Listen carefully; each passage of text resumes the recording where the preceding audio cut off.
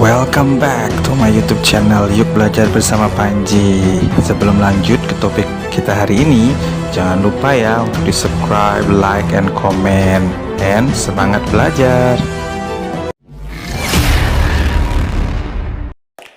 Hello, semangat belajar sahabat Panji. Oke, kita ketemu lagi ya. Pada kesempatan kali ini kita akan mengupas, yaitu cara menjelaskan atau describing menu item makanan atau minuman di restoran. Jadi bakalan dijamin seru nih guys. Jadi stay tune.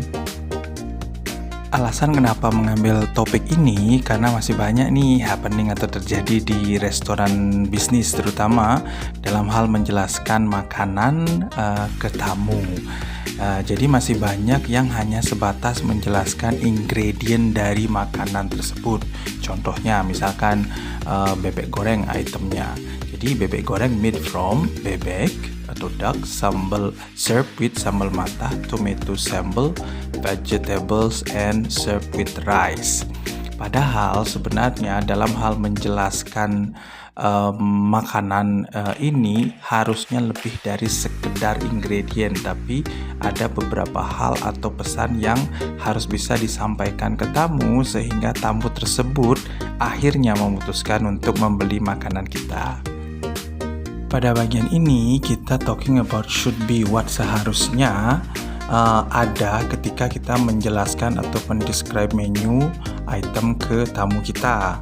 Jadi yang harus ada di sana itu adalah tentang story atau history. Bisa jadi itu adalah kayak latar belakang dari pembuatan menu tersebut. Kenapa menu itu sampai ada. Yang kedua itu juga mengenai value atau benefit dan alasan kenapa harus membeli makanan tersebut. Jadi it's not just about telling our guests about the ingredient, it's more about the storytelling, atau kita harus bisa menjadi a storyteller untuk makanan tersebut sehingga apapun message atau pesan yang mau disampaikan ke tamu tersebut bisa mengerti dan akhirnya tamu akan memutuskan untuk mencoba makanan kita tersebut. Sekarang kita pada ada tahap di how atau bagaimana caranya atau bagaimana membuat suatu penjelasan menu itu seperti yang kita inginkan. Yang pertama adalah kita harus tahu dulu nih latar belakang atau cerita dari menu tersebut. Yang kedua, taste atau rasa dan juga tekstur dari menu atau makanan tersebut. Yang ketiga yang tidak kalah penting adalah juga cara memasak, karena banyak orang harus mengerti bahwa makanan itu dimasak dengan cara bagaimana. Kadang-kadang ada yang nggak mau minyak atau no oil and etc. Nah yang keempat adalah main item dari makanan tersebut. Jadi makanan itu terdiri dari banyak ingredient, jadi kita harus bisa menyebutkan one main item dari makanan tersebut. Yang paling terakhir adalah value atau benefit. Jadi value atau nilai dari makanan tersebut worth it dapat tidak untuk kita atau tamu tersebut membeli, dan apa kira-kira manfaat makanan tersebut bagi tamu. Kita bahas sedikit tentang latar belakang sebuah cerita. Nah, di sini coba untuk mencari cerita atau histori terciptanya makanan tersebut. Itu bisa dijadikan bahan, mungkin menghubungkan makanan atau item tersebut dengan ciri khas daerah atau lokal daerah tersebut di mana makanan itu dijual, atau mungkin sesuatu atau something yang menginspirasi our chef sehingga dia membuat makanan tersebut. Jadi ini bisa sangat beragam. Jadi ini sangat membantu untuk menciptakan unique selling point dari makanan tersebut. Yang selanjutnya adalah taste and texture. Jadi sini rasa dan tekstur dari makanan tersebut atau item tersebut. Bisa juga special sauce yang ada di item tersebut. Jadi beberapa kata yang biasanya dipakai adalah delicious, tasty, herby, spicy. Itu untuk taste. Yang untuk tekstur biasanya tender, moist, crispy, fresh, and etc. Jadi biasanya beberapa kalimat kata-kata tersebut dipakai untuk mendeskripsikan taste dan tekstur dari makanan tersebut. Yang selanjutnya adalah how. the item cook atau bagaimana item itu dimasak. Nah, di sini bisa dijelaskan juga bahwa bagaimana proses akhirnya makanan tersebut sampai ready.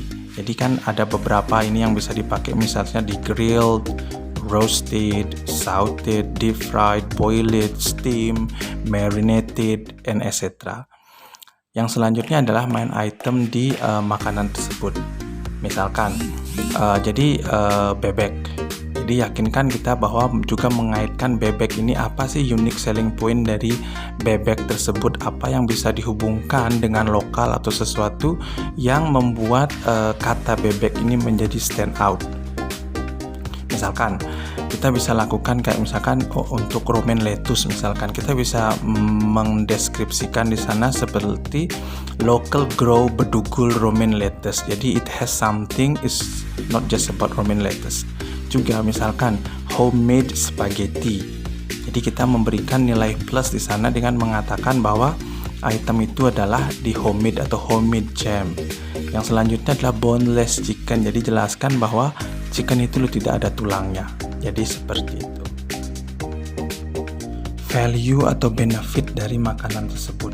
Nah, di sini value atau nilai dari makanan tersebut. Jadi kita menjelaskan juga item-item yang membuat value atau nilai makanan dari main dishes itu menjadi lebih wow. Contohnya adalah misalkan it comes with, misalkan dengan authentic itu bisa dipakai, jadi terus it's worth it, it's just very good size and then very high protein, and then bisa juga dibilang bahwa misalkan yang order salad is a very healthy disease. Jadi dengan mengatakan hal-hal tersebut, tamu jadi merasa bahwa yes, this item has value and benefit for me. Jadi mereka tidak akan punya alasan untuk tidak mencoba dari makanan tersebut. Alright, now it's time to try. Let's try. Jadi kita coba sekarang untuk mencoba mendeskripsikan item. Jadi kita mengambil contoh di sini adalah bebek goreng kepitu. Seperti di picture kelihatan very nice, very delicious. Nah, latar belakang dari bebek kepitu ini adalah mencoba untuk mengangkat bebek atau duck yang banyak sekali ditemukan di daerah Ubud karena itu daerah persawahan, dan di-elevate kemudian dimasak dengan kepitu style yang lebih ke 5-star hotel. Jadi di sini saya mengambil beberapa kata-kata yang bisa merepresentasikan dari story tersebut. Jadi juga dalam pemilihan story kata-kata juga harus singkat, padat, dan jelas. Jangan kemana-mana. Jadi contohnya seperti ini. Jadi untuk story-nya adalah so presenting duck atau mempersembahkan bebek. We call bebek in Bali as a local heritage process and cook in kepitu style. Jadi seperti saya bilang tadi bahwa kita mempresentasikan bebek duck yang di-call dengan bebek di Bali sebagai warisan lokal yang kita proses dan kita masak dengan kepitu style.